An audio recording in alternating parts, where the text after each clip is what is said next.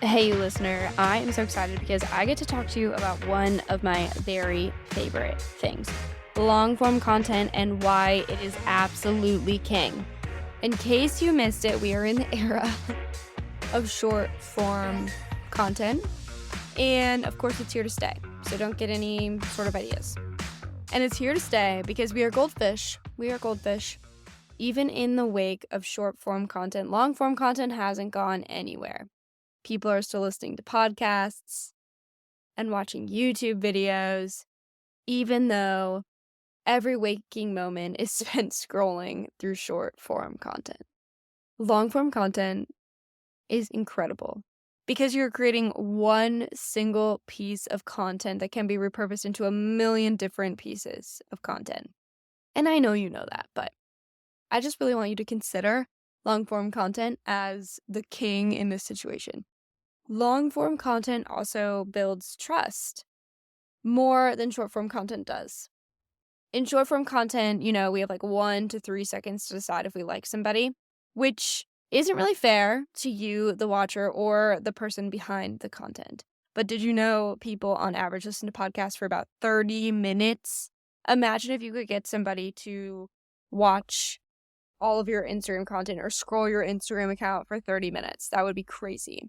The more long form content you can create, the more trust you can build with your people. And people in your audience know you. They know your hobbies. They know what you like to do. For example, my listeners of the show, hello, if you are a repeat listener, I'd love to see you. Hope you're doing so well. My listeners of the show, or my long form content consumers, know that I'm a nerd about newsletters. I lived in a roof tent and I love to read. These are things that are hard to get across in those first 1 to 3 seconds of short form content, but through binging my long form content, or honestly, you don't have to stick around too long in my long form content to know those things about me. Long form content also gives you your time back. When you run out of content or you don't know what to post, you have an entire newsletter to go back to and pull content from. Or you have an entire podcast episode or an entire YouTube video to go back and pull content. Some of my top performing content is pulled right from a podcast episode, right from the transcript that I've cleaned up for you. Nobody talks about this, but long form content is easier. It is so much easier to create. It is so much easier for me to turn on my microphone and ramble to you for 15 minutes about why long form content is king than it is for me to put together a 60-second video that I can make sure has all of the points on long form content you need to know that will keep your attention. Instead, I can prompt you to wash the dishes, throw in the laundry, throw in your headphones for a walk, and just tune in. Or throw me in your car. It's easy, whatever. But content that is long form is the easiest to create. Especially if you want to create content for the long haul, which, why wouldn't you? You want content creation to be your thing, your career, and we want to make it sustainable in all of the ways it can be. We literally have the best jobs, and that means we can make them so much easier with long form content.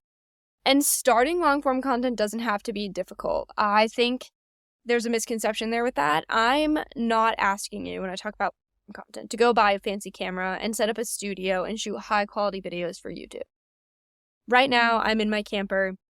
It doesn't look great. I'm in a hoodie.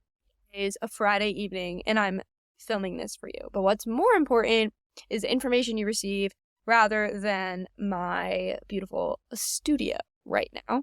I would love someday soon to have a perfect studio for you. But for now, you get my camper. I think the easiest way to start long form content is with a newsletter. And I already told you I'm a newsletter nerd in case you didn't know.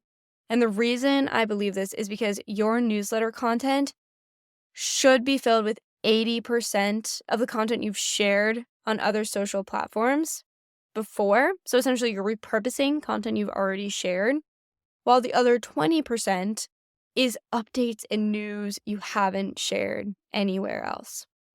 And side note, one of the best ways to get people onto your email list is to tell them you share content they're not going to find anywhere else. And then, of course, actually do that. Don't just say you do that and then don't do it.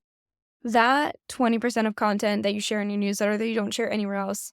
For example, in my newsletter, I just shared with my subscribers that one of my digital products is actually increasing in price on a certain date, and they were the first people to know about it. Like, seriously, I haven't shared anywhere else about that, and the people in my newsletter are the first. So what else can that 20% be in your newsletter? Maybe you just found out about a cool new trip planning tool, and you've been using it, and you want to tell people about it because it's actually so cool.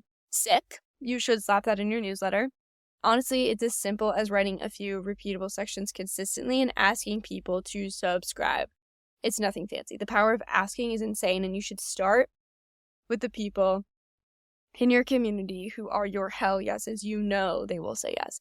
And if it sounds overwhelming to create long-form content immediately, I have a 7-day newsletter challenge for you. So in 7 days, I'm walking you through how to create a consistent newsletter that draws in subscribers month over month who freaking love you.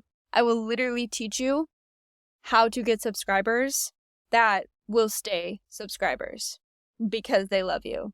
It is not a fun, fancy strategy, but I think it's completely overlooked by creators, and I don't know why anybody doesn't talk about it. So I talk about it. This strategy I personally use it. I like to say it's proven because I have done it and it works, and I've done it at different stages. I've done it at different times, and it consistently works for me. So it's time to hop on the long form content train. Hate to break the news to you because you deserve a content break. Okay? And guess what? Your audience wants the content too. I guarantee, you know how I mentioned earlier, some of my best performing content has been when I've repurposed my newsletter content into reels and things like that. And my audience isn't knocking down the door to be like, Laura, what the F? I saw this in your newsletter and now you're feeding it to me on Instagram. Nobody's ever done that to you. And if they do that to you, consider that a mega compliment that they are paying attention. Right now, you can start a newsletter in 7 days with my step-by-step process I use with my travel creator clients. So if you want that, if you want to have a little bit of me in your inbox, I would love to offer you the 7-day newsletter challenge. But let me know what long-form content you want to focus on for the rest of the year. Is it YouTube? Is it a podcast? I know multiple people who have started YouTubes and podcasts this year, and we're just a few months in, and I love that for them. You have to start somewhere. Don't get intimidated by thinking 20 steps ahead. Just do the step that's in front of you right now, and don't think too much about, oh, but what if I have to do this? And when this happens, that other thing should happen.